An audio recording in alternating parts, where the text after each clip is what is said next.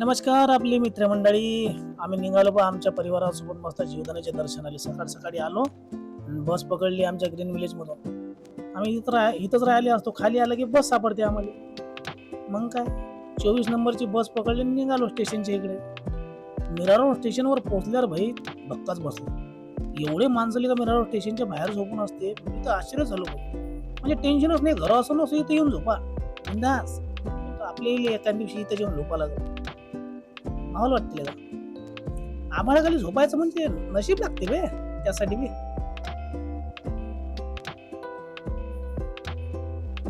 आलो स्टेशनवर, गाडीची वाट पाहत बसलो. गाडी काय 5 मिनिटात हजर. गाड्या दुनिया भरच्या इकडे मोकळी होती गाडी, काय टेन्शन नव्हतं बे. मी तर गेटवरच उभा राहून बाहेरचा नजारे पाहत बसलो. एक नंबर दिसत होते ते सूर्याचं प्रकाश. आलो मग विरारले आल्यावर मग काय मंदिर मध्ये जीवदानी मंदिर इथं बोलणारे दुनिया भरची असते. टेन्शनच नाही. 60 रुपये सीट, 30 रुपये सीट, काय अलग अलग सिस्टम. पकडली रिक्षा, निघालो भाऊ. पण आम्ही आलो जुन्या रस्त्यावर. कारण की जुना रस्ता कसा शांत असते, कोणी कचबीज नाही, बोलणारे नाही. इकडे रे इकडे इथून फुलं घेरे, इथं चप्पल ठेवले, हे काय बोलणारे कोणी नसते. म्हणून काय टेन्शन नाही, ढकल नाही. इथून शांततेनं जाऊ शकतो. आणि बाहेर म्हणजे इथं कसं माहितीये का, नॅचरल वाटते. पायऱ्या गिऱ्या नाही आहे कुठं तर मस्त अलगच फील होते. म्हणून इकडून या जायचं असं. थकलो तर मस्त 5 मिनिटं बसायचं कुठे. कोणीच सकाळी सापडत नाही. सगळी जागा मोकळी असते. मग आलो वरपर्यंत. बाहेरचे नजारे दिसले, मस्त मोकळं वाटत होतं वातावरण. आणि प्रदूषण थोडं दिसतच होतं. कायच तेवढं विरार म्हटल्यावर आता प्रदूषणच आहे. मग आणखीन येऊन बसलो भाई. आमचा विरू भाऊ तर बाप्पा तुरू चालून राहिला होता आरामशीर. मी तर पहिली पुढे येऊन बसलो. पोरं मस्त असं वाटवलं त्याला की व्हिडिओ कॅमेरा काय खुश होते सगळे. टेन्शनच नाही. परिवारासोबत आला की मजाच वेगळी आहे. निघालो आणखीन सोबत. हा जुना रस्ता आहे की नाही, जुन्या रस्त्याच्या वाट्यावर कधी चालायची मजा वेगळी आहे. त्या पायऱ्यावर चालल्यापेक्षा या रस्त्यावर चालायला सोपं जाते मस्त. या रस्त्याने यावं माणसाला. चला तर मग भेटू. मला वाटून राहिली बायको थकलेली आहे का. मग काय एक दुकान पहिलाच सापडला. मग थोडंसं शूट घेतलं. आलो दुकानं लागले.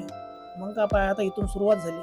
ये रे बा घेरे बा आपल्याला काय पटलं नाही. मी आता भाई प्रसाद नाहीच म्हटलं. इथं तर मा भावले पगले म्हणजे असं पकडून ठेवलं होतं की भाऊ तू इथं घेऊनच जाय, नाही तर तुला जाऊच देत नाही असेच म्हणे. आपला सोड भाऊ, कॅमेरा चालू आहे म्हटलं, जबरदस्ती काय करू नको. निघालो.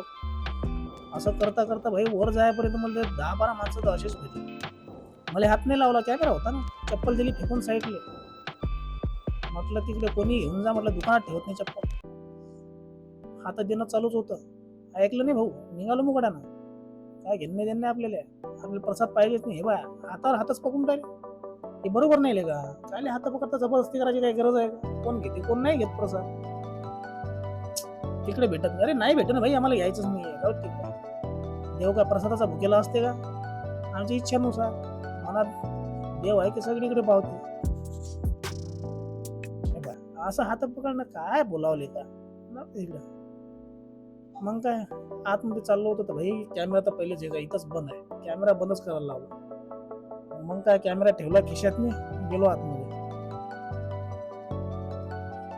मग काय डायरेक्ट वर आलो. दर्शन घेतलं, मस्त दर्शन झालं देवीचं. मग इथं थोडं तिकडे फिरलो, शूटिंग केली. मग सगळेजण थोडे फिरायला लागले. मोकळं होतं ना वरती. मग काय पुन्हा दर्शन घेतले महाकालीचे. आमचे कुलदैवत आहे महाकाली. मग आलो बाहेर जाताना म्हणजे बाहेरचा रस्ता वेगळा असतो ना. बाहेरचे नजारे पाहत गेलो.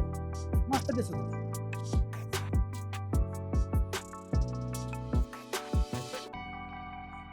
महत्वाचं म्हणजे तुम्हाला एक गोष्ट सांगू का, एकदम जुनं गाणं लागलं होतं.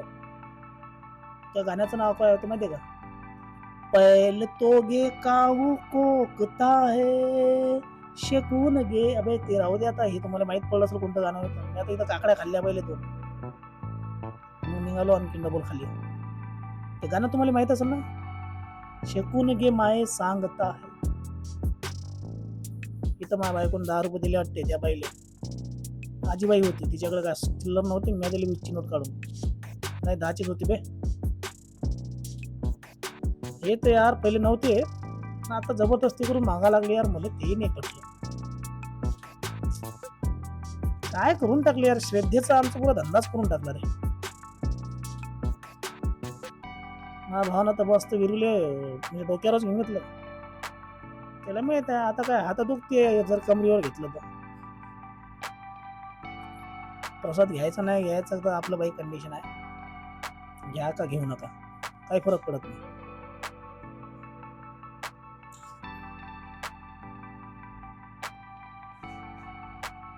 आलो भाई खाली.